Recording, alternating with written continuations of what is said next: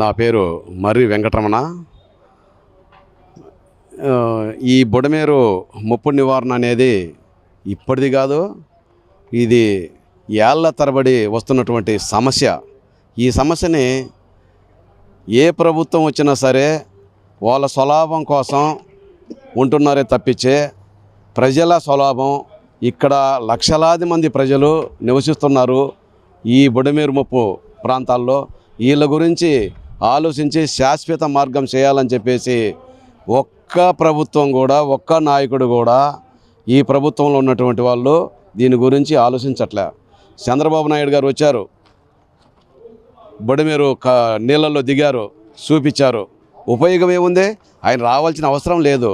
రైలు పట్టాలను బట్టి నడిచాడు అంటే ఒక ముఖ్యమంత్రి వచ్చేసి నీళ్ళల్లో దిగాడు, రైలు పట్టాలను బట్టి నడిచాడు అని చెప్పుకోవడానికి తప్పించే దానికి శాశ్వత మార్గం ఏమైనా ఆలోచించారా?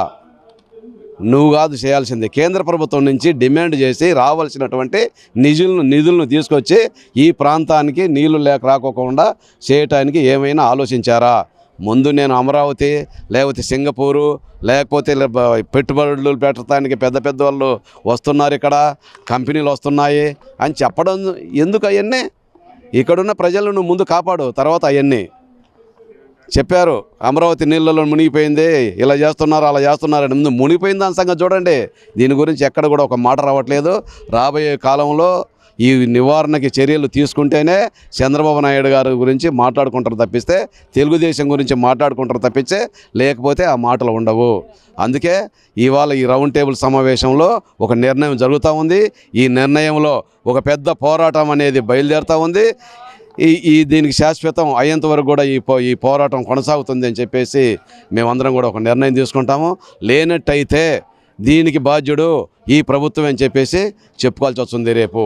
ఎందుకంటే చంద్రబాబు నాయుడు మళ్ళీ 3 సంవత్సరాల తర్వాత, 3.5 సంవత్సరం తర్వాత ప్రజల ముందుకు రావాలి. అప్పుడు ఏం సమాధానం చెప్తాడో మాకు లోపల జరుగుతున్నటువంటి విషయాల మీద ఇవన్నీ కూడా మేము తీసుకుంటాము. అందుకే ఇవాళ సిపిఎం పార్టీ ఒక పెద్ద నిర్ణయం తీసుకుంది. ఆ సిపిఎం పార్టీకి వెనకాల మేమంతా కూడా జనాన్ని పోగు చేసి జనాల్ని బయటకు రప్పించి ఈ పోరాటంలో దింపి ఆందోళన కార్యక్రమాలు దశల వారీగా జరుగుతాయని చెప్పేసి ఈ సందర్భంగా తెలియజేయడం జరుగుతుంది. అదే కాదు, బుడమేరు కేసులు పెట్టినా లేకపోతే వాళ్ళు జైల్లో వేసినా ఆగుతామా? మన స్వతంత్రం అలాగే వచ్చిందా? బ్రిటిష్ వాడు ఇక్కడి నుంచి వెళ్ళిపోవాలంటే ఇవన్నీ జరగకుండానే జరిగినాయా? లేకపోతే ఏ పోరాటం జరగకుండా బుడమేరు ఫ్లైఓవర్ వచ్చిందా?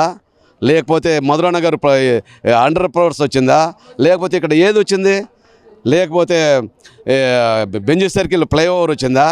ఏ పోరాటం జరగకుండా, ఏ ఆందోళన జరగకుండా, ఏ అరెస్టులు జరగకుండా, ఏ జైలుకి వెళ్ళకుండా ఇది రాలే. కాబట్టి ఇది కూడా దేనికైనా సిద్ధపడి ఈ బుడమేరు నివారణకి మేము సిద్ధపడి పనిచేస్తాము. ఇది ఇప్పుడున్నటువంటి సమస్య, ఈ సమస్యను పరిష్కారం చేయాలని చెప్పేసి ఈ ప్రభుత్వాన్ని మేము కోరుతున్నాము. చేస్తే బాగుంటుంది, చేయకపోతే ఈ ప్రభుత్వానికి లోగడబట్టిన గతే మళ్ళీ ఈ ప్రభుత్వాన్ని కూడా పడుతుంది. వీళ్ళకు పట్టిన గతే వాళ్ళకు కూడా పడుతుంది. ఏ ప్రభుత్వం వచ్చినా సరే ఈ బుడమేరు చర్యలకు నివారణకు శాశ్వత చర్యలు తీసుకోవాలని చెప్పేసి ఈ సందర్భంగా తెలియజేయడం జరిగింది.